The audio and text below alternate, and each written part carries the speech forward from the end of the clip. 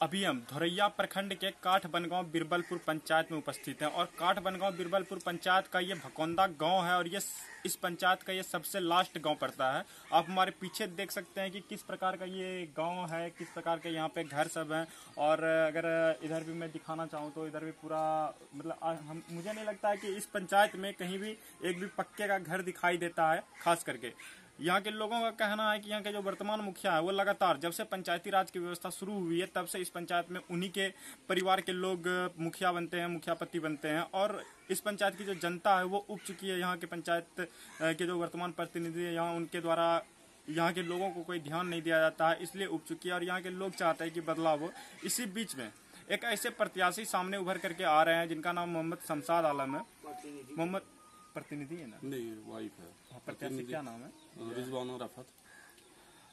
MD Shamshad जी हमारे साथ मौजूद है। इनकी वाइफ मुखिया प्रत्याशी है रिजवानुर रफत। उनके जो पति हैं एमडी शमशाद जी वो हमारे साथ मौजूद है। उनसे हम बात करते हैं कि वो किस प्रकार से जीतने के बाद अपने पंचायत का विकास करना चाहते हैं, किस प्रकार से अपने पंचायत से भ्रष्टाचार को मुक्त करना चाहते हैं और किस प्रकार से अपने क्षेत्र को एक आदर्श पंचायत बनाना चाहते हैं। उनसे हम बात करते हैं।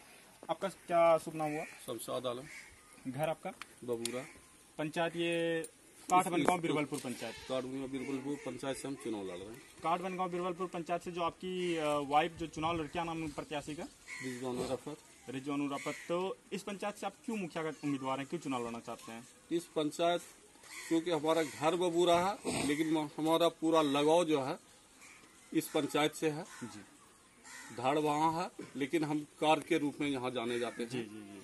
और इस पंचायत की गरीबी अशिक्षा को देख करके मुझे तरस आता है और इस बिना पर हम सोचते हैं कि इस पंचायत से जो व्यवस्था है, जो लचर पचर व्यवस्था है, जो मुखिया का दिया हुआ है, उससे उबारने के लिए हम इस पंचायत से आप मुखिया के उम्मीदवार में खड़े उतर रहे हैं ताकि आप इस पंचायत में बदलाव ला सकें, पंचायत का विकास कर सकें। जी।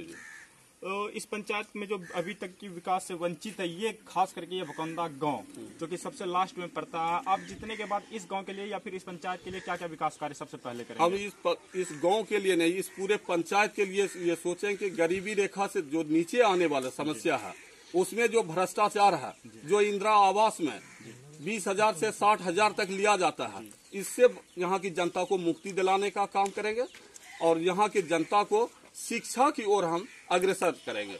और शिक्षा ही एकमात्र इसका मंत्र है जिससे ये गरीबी दूर हो सकता है। जिस घर में एक भी सर्विस होल्डर अगर हो गया तो उसके घर से मतलब इंदिरा आवास के लाइन में लगना नहीं पड़ेगा और उसकी गरीबी वहीं से उसकी समस्या दूर हो सकती है। आपका ये मुख्य लक्ष्य है कि शिक्षा व्यवस्था पर आपका विशेष रूप से ध्यान दिया जाए और गरीबी रेखा से जो नीचे लोगों का है, जो उन लोगों को सताने का काम किया जा रहा है, उन लोगों का खून चूसने का काम किया जा रहा है और उसी खून के बदले में आज पैसे के जोर पर, पैसे के नशा में गरीब को खरीदने का काम किया जा रहा है।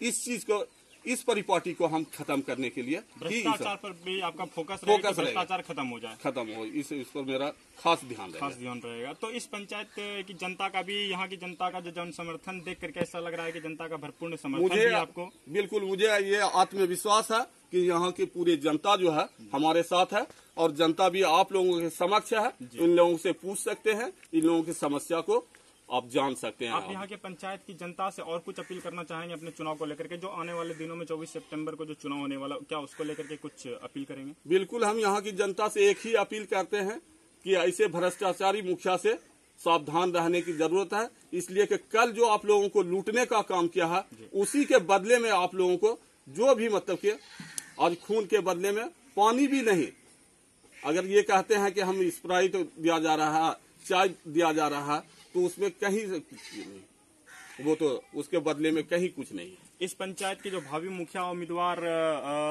रिजवानुर रफत के जो पति थे, जो इस पंचायत का जो भावी प्रतिनिधि करने वाले हैं मोहम्मद शमशाद आलम जी, उनसे बात की है। उन्होंने बताया किस प्रकार से जीतने के बाद वो इस पंचायत का विकास करेंगे, किस प्रकार से वो अपने पंचायत में बदलाव लाना चाहते हैं और अपने पंचायत को एक आदर्श पंचायत बनाना चाहते हैं। यहाँ के कुछ आम जनता उनके साथ दिख रहे हैं। ऐसा लग रहा है कि उनके जन समर्थन में, उनके समर्थन में वो लोग हैं और वो लोग भी खुद चाहते हैं कि इस पंचायत का विकास हो। यहाँ के लोग से, आम लोगों से भी हम बात कर लेते हैं कि क्यों, आखिर क्या स्थिति है पंचायती राज व्यवस्था शुरू होने के बाद, किस प्रकार से वो यहाँ बदलाव नहीं हो पाई और ये जो इकलौता ये भकोंदा गांव है, यहाँ के जो लोग मौजूद हैं, क्यों आखिर विकास नहीं हो पाया इन लोगों का। और एक बात हम ये भी रखना चाहेंगे, यहाँ पर जो वार्ड है, जो वार्ड का चुनाव लड़ना चाह रहे हैं, उनसे भी पूछा जाए आखिर क्या उनके अंदर मतलब क्या। शाहनवाज साहब, क्या नाम है आपका? आप यहाँ के एक युवा व्यक्ति दिख रहे हैं, किस प्रकार से ये अभी तक यहाँ पिछड़ा हुआ ये भकोंदा गांव इस पंचायत में? इस पंचायत का हालत इतना खराब है कि हम लोग अपने जबान से बयान नहीं कर सकते जी। मैं दिल्ली के गुड़गांव में रहता हूँ, मैं एक इंजीनियर हूँ पेशे से जी। मुझे जब यहाँ पे पता चला कि मेरे घर में धमकी दिया जा रहा है कि अगर मेरे मुखिया को वोट नहीं दिया जाएगा तो आपका पानी बंद कर दिया जाएगा, नल दल योजना को काट दिया जाएगा और आपका राशन कार्ड से नाम वंचित कर दिया जाएगा, आपको कोई लाभ नहीं मिलेगा अगर उस मुखिया को वोट नहीं दिया जाएगा।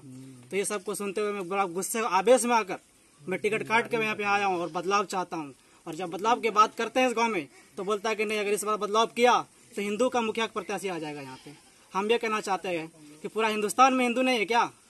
जब खाते हैं तो होली में जाते हैं तो पूरी बुनिया खा लेते हैं, उस वक्त हमें हिंदू नजर नहीं आता है, लेकिन जब वोट की बात करते हैं तो हमें हिंदू नजर आ जाता है। मतलब कि इस पंचायत में ये अभी भी इतना पिछड़ा हुआ क्या जातिवाद वाला बात? जातिवाद वाला बात, पढ़ा लिखा इंसान जातिवाद वाला बात करता है यहाँ।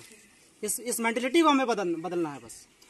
इस पंचायत के कुछ और भी आम जनता है, उनसे भी हम बात कर लेते हैं, आखिर क्यों यहाँ के लोग बदलाव चाहते हैं, क्या स्थिति है अभी वर्तमान में। क्या नाम है आपका? मोहम्मद इफ्तिखार आलम। घर आपका? भगवानदार। वार्ड नंबर कितना है? Ward number 4। ये काठबनगांव बिरबलपुर पंचायत है जी। इस काठबनगांव बिरबलपुर पंचायत में भावी मुखिया उम्मीदवार के रूप में आप किसे देखना चाहते हैं? हम भावी उम्मीदवार के रूप में मोहम्मद शमशाद साहब को देखना चाहते हैं, क्योंकि हमें लगता है कि जिस तरह से पिछले कई वर्षों से एक मुखिया प्रत्याशी यहाँ से चले आ रहे हैं, उसमें कहीं ना कहीं बदलाव की जरूरत है। पहली बात तो यह है कि वो ना तो उतना शिक्षित है और ना ही साक्षर है, ठीक है। और दूसरी बात यह है कि उसका जो पीढ़ी दर पीढ़ी चलता आ रहा है, तो उसको ये लगता है कि ये जितना भी प्रत्याशी यहाँ से आ रहा है वो हमारा कुछ बिगाड़ नहीं सकता। हमारे बाप दादा पहले मुखिया थे तो अब भी हम ही रहेंगे और ये हमारा ही राज है। मतलब कि अभी इस चीज को बदलना है। प्रजातंत्र यहाँ चलते आ रहा है जी, इस चीज को बदलना है। और दूसरी बात है कि शिक्षा पे चाहे कोई भी मुखिया हो, उसके बाप हो या वो हो, कोई भी शिक्षा पे ना तो शुरू से ध्यान दिया और ना अब तक इस पर किसी ने आवाज उठाया है। इस चीज को बदलना होगा। आज दुनिया चांद पे जा रही है, लेकिन हमारे यहाँ शिक्षा का कोई व्यवस्था ही नहीं है। यहाँ सरकारी स्कूल है, फटा पड़ा है उसका बिल्डिंग, उसको आप देख सकते हैं। यहाँ पे जो आंगनवाड़ी व्यवस्था है उसका सही स्थिति नहीं है, आप उनका जायजा ले सकते हैं। यहाँ पे और जो गरीबी रेखा से नीचे रहने वाले बच्चे लोग हैं उनको बेहतर शिक्षा का कोई व्यवस्था नहीं है, आप उनका जायजा ले सकते हैं। इन सब चीजों को देखते हुए हम चाहते हैं कि मुखिया प्रत्याशी में बदलाव, और हमारे लिए जो मुखिया उभर कर सामने आया है वो मोहम्मद शमशाद साहब, और सबसे बेहतर हमको ये उम्मीदवार लग रहे हैं। यहाँ इस भकोंदा गांव जो काठबनगांव बिरबलपुर पंचायत का एकलौता एकमात्र ये ऐसा गांव है जो सबसे अधिक पिछड़ा हुआ गांव है, और यहाँ के लोगों से हमने बात करके ये जाना कि किस प्रकार से वो लोग अपना बदलाव इस पंचायत में करना चाहते हैं ताकि विकास की गंगा इस गांव में भी बहे, इस पंचायत पूरे पंचायत में भी। यहाँ भकोंदा गांव के एक और ग्रामीण भी हमारे साथ, उनसे हम बात करते हैं कि क्या स्थिति है वर्तमान में यहाँ की। क्या नाम है आपका? मेरा नाम विजय कुमार है। घर आपका? मेरा घर भगोंदा है, वार्ड नंबर 4 है। आपका बहुत बहुत शुक्रिया कि हमारे ऐसे गांव में जो पोलियो की दवा पिलाने वाले सोचते हैं और आपने आकर के यहाँ का न्यूज़ दिखाने का काम किया, इसके लिए आपको बहुत बहुत धन्यवाद। जैसे आप बताइए क्या पूछना चाहते हैं। जैसे कि आपने अपना नाम बताया विजय कुमार, जी जी। आप एक अपने नाम से ऐसा लग रहा है कि आप हिंदू हैं और यहाँ वर्तमान मुखिया जो है वो मुस्लिम है। अभी हमने यहाँ कुछ मुस्लिम भाई से बात किया, उनका कहना है कि यहाँ जातिवाद पे ज्यादा टारगेट किया जाता है। आप इस जातिवाद पर क्या कहना चाहेंगे? जब ये बता रहा था तो मैं भावुक हो गया। मतलब आज के जमाने में आज दुनिया चांद पे चली गई, सही बताया। जब उसके यहाँ कोई फंक्शन होता है तो वो अपने पड़ोसी को, अपने भाई को भी नहीं, वही हिंदू को लेता है जो उसके एकदम सेम बगल में। जब आज विकास की बात होती है, आज शिक्षा की बात होती है, आज और किसी चीज़ की बात होती है, तो यहाँ पे हम लोगों को गुमराह किया जाता है कि ये हिंदू है, ये मुस्लिम है। मुझे लगता है कि ये बहुत ही गलत है और इससे लोग तंग आ चुके हैं।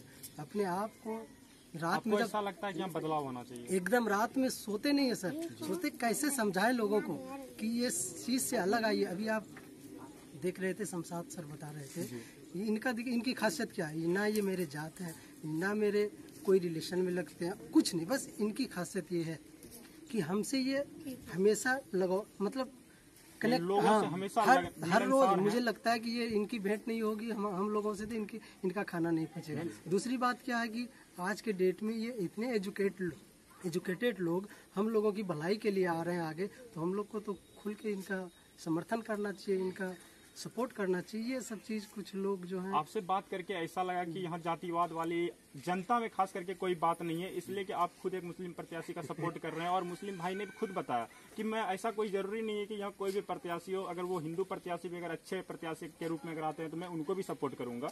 तो आप एक हिंदू भाई होते हुए मुस्लिम भाई सपोर्ट है, यहाँ जातिवाद तो मुझे नहीं लगता है कि मैं उन्हें ना हिंदू कहता हूँ ना मुस्लिम कहता हूँ, वो आपसे मेरे लिए बात करने के बाद परफेक्ट। ऐसा लगा कि यह प्रत्याशी कोई भी हो उनसे कोई फर्क नहीं पड़ता है, बस वो हमारे भलाई के बारे में जो सोचेंगे मैं उनको वोट करूंगा। रियलिटी तो यही है, यही होना चाहिए, यही रियलिटी होना चाहिए। लेकिन अभी के टाइम में ऐसा वो क्या कहते हैं उसको, एंटीबायोटिक चल रहा है, जिसका कि पता नहीं क्या होगा इसका असर। लेकिन हम सबसे ये विनती करते हैं, आह्वान करते हैं कि जातिवाद से अलग हो जाओ, अपने पराये से, अपने से अलग हो जाओ, एक अच्छे परफेक्ट जो आपके बीच में रहे, आपके बारे में सोचे और पढ़ा लिखा हो। इसको आप ये कीजिए, जैसे आप बताया इन्होंने कि दुनिया चांद पे चली गई है, अभी भी हम